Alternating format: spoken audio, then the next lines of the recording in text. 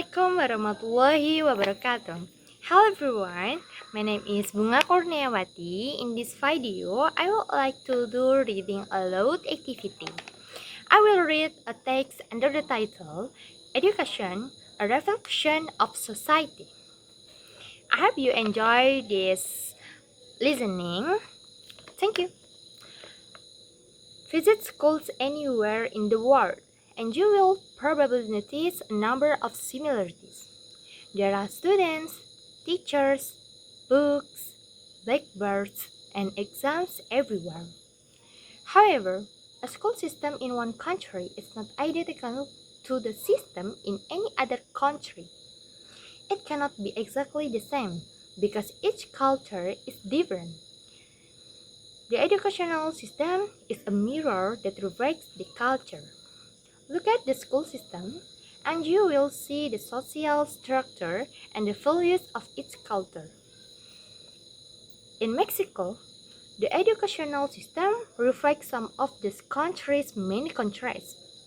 On the one hand, it is believed that the nation can achieve equality of rights for everyone through education.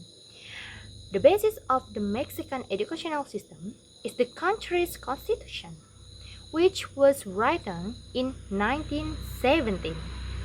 It requires education to be free, compulsory, and universal. It also states that education should support national unity and lead to social, economic, and cultural improvement of the people. At lower levels, this means that there is emphasis on the country's rich cultural history. Children write historical essays, participate in activities for national holidays, and read about national heroes, especially Native people, Indians. However, it is often difficult to provide education in rural areas where many of the indigenous people live. People in these areas are poor and isolated geographically. There aren't enough schools, and rural teachers must be able to teach all 6 grades of primary school. Also, traditions among some indigenous people do not typically include school attendance. The Japanese value education highly. One statistic reflects this. The Japanese place such importance on education that 88% of all students complete not only primary school but also high school. Public schools are all about free and egalitarian. All students are considered equal and learn the same material. For social reasons, it's important for a student to receive a university degree and a degree from the right university. To reach this goal, students have to go through examination hell. There are difficult exams for entrance to all universities, to many of the better primary and secondary schools, and even to some kindergartens. Japanese students need great discipline in order to make time for their studies. They need the self-control to give up hobbies, sports, and social life. Results of these exams affect the entire family because there is high status or social position for the whole family when the children have high state scores.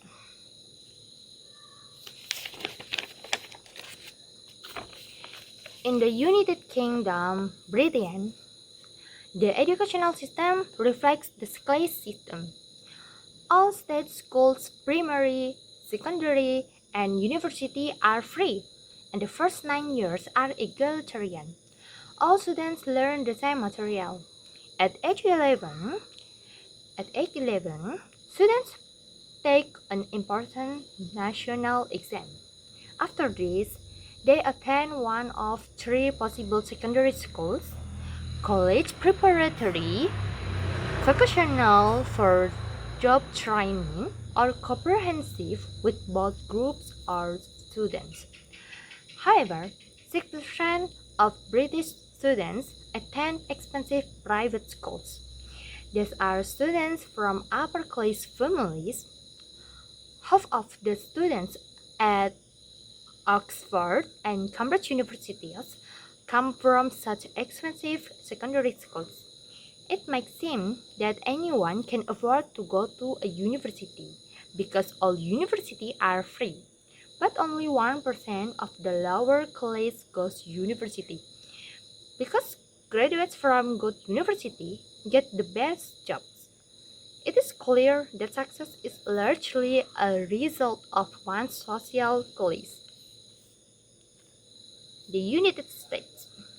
Education in the United States is available to everyone, but not all schools are equal. Public primary and secondary schools are free for everyone. There is no tuition.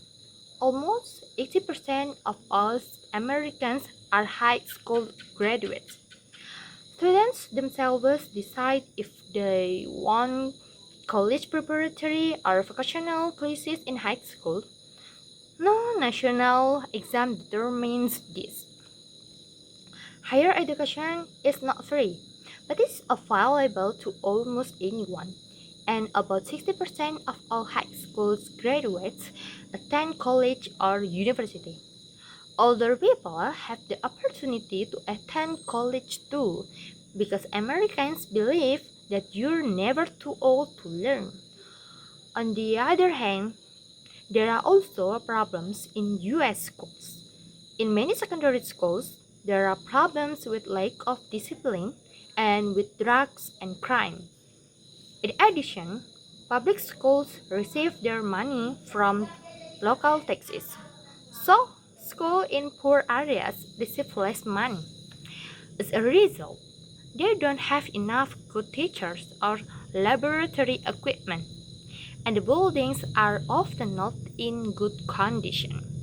Clearly, US education reflects both the best and the worst of the society. Conclusion.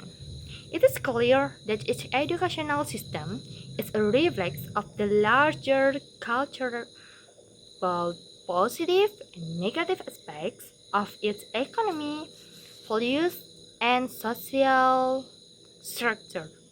Look at a country's schools and you will learn about the society in which they exist.